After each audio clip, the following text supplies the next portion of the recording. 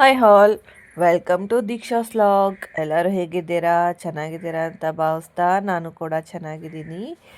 ಇವತ್ತು ಮಧ್ಯಾಹ್ನನೇ ಸಾಂಬಾರು ಮಾಡಿದ್ದೆ, ಹಾಗಾಗಿ ಸ್ವಲ್ಪ ಖಾಲಿಯಾಗಿತ್ತು. ಇನ್ನು ಮನೆಯವ್ರಿಗೆ ಮತ್ತು ನಮ್ಮ ತಂಗಿಗೆ ಆಗುತ್ತೆ.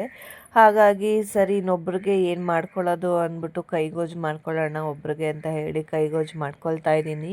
ಮಕ್ಕಳು ಎಲ್ಲನೂ ಸಹ ತುಪ್ಪ ಅನ್ನ ತಿಂತಾರೆ.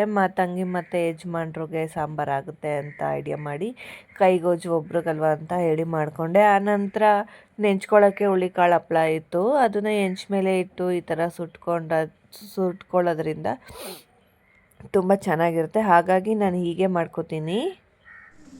ಏನು ಬೇಕು, ಏನು ತಿಂತೀಯ? ಬೇಡ ಸುಮ್ಮನಿರು, ಏನಕ್ಕೆ ಕೇಳು? ಅನ್ನ ಸಾರು ತಿನ್ನು, ಹಣ್ಣು ತಿನ್ನು. ನಿಪ್ಪಟ್ಟು ಮಸಾಲೆ ಎಲ್ಲ ಬೇಡ. ಹೀಗೆ ಊಟ ಮಾಡೋದೆಲ್ಲ ವಾಮಿಟ್ ಮಾಡ್ತಾಳೆ. ತಿರ್ಗಾನು ನಿಪ್ಪಟ್ಟು ಮಸಾಲ ಬೇಕು, ಕೋಡ್ಬಳೆ ಮಸಾಲ ಬೇಕು ಅಂತ ಕೇಳ್ತಾಳೆ. ಏನ್ ಮಾಡೋದು? 4 ಗಂಟೆಗೆ ಎದ್ದೊಳ್ತಾಳೆ ಹೊಟ್ಟೆ ಸಿತೈತೆ ಅಂತ. ಅಷ್ಟೊತ್ತಲ್ಲಿ ಎದ್ದು ನಾವು ಮಾಡಿಕ್ಕಾಗುತ್ತಾ? ಡ್ರೈ ಫ್ರೂಟ್ಸ್ ಅಂತೂ ಮುಟ್ಟೋದೇ ಇಲ್ಲ, ಹಣ್ಣುಗಳಂತೂ ಮುಟ್ಟೋದೇ ಇಲ್ಲ. ಜ್ಯೂಸ್ ಮಾಡಿಕೊಟ್ಟು ಕೊಡೋಣ ಅಂದ್ರೆ ಆ ಜ್ಯೂಸು ಕುಡಿಯಲ್ಲ. ಏನ್ ಕುಡಿದ್ರು ವಾಮಿಟು ವಾಮಿಟು ವಾಮಿಟು. ಅದ್ ಯಾಕೆ ಇಷ್ಟು ವಾಮಿಟ್ ಆಗ್ತಾ ಇದೆಯಾ ಇವಳಿಗಂತೂ ನಮ್ಗಂತೂ ಗೊತ್ತಿಲ್ಲ. 8.5 ತಿಂಗಳಾಯ್ತು. ಆಗ್ಲೇ 23ನೇ ತಾರೀಕು 23 ಇಲ್ಲ 22ನೇ ತಾರೀಕು ಡೇಟ್ ಕೊಟ್ಟಿದ್ದಾರೆ.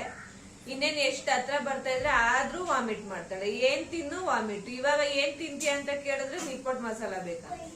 ನೋಡಿ ಏನ್ ಹೇಳೋದಿಂತವ್ರಿಗೆ. ಹೋಗಿ ತಗೊಂಡ್ ಬರ್ತೀನಿ, ಗೊಂಬೆ ನೋಡ್ಕೊಂಡಿರು ತಿನ್ಕೊಂಡು ಮಾಡ್ತಾನೆ. ಅದಕ್ಕೋಸ್ಕರ ಹಾಗೆ ಅವನು ಕರ್ಕೊಂಡು ಹೋಗಿ ನಮ್ಮ ತಂಗಿಗೆ ಅವಳು ಹೇಳಿರೋ ಅಂಥ ನಿಪ್ಪಟ್ಟು ಮಸಾಲ ತಂದುಕೊಟ್ಟೆ, ತಿನ್ಲು. Thank you for watching my channel. Subscribe my channel.